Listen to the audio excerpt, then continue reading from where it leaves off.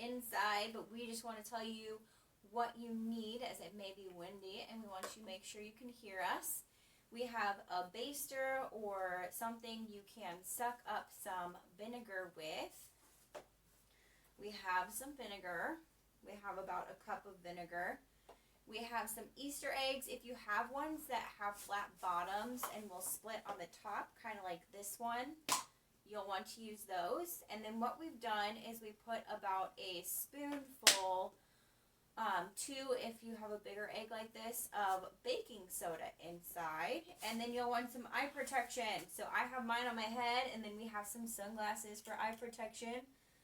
And we're ready to go outside. So gather your things and we'll see you outside.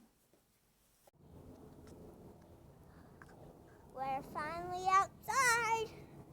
Ready?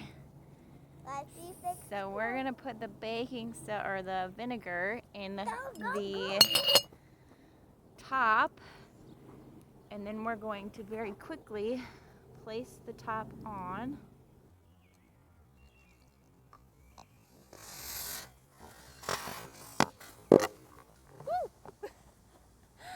That was a little explosion.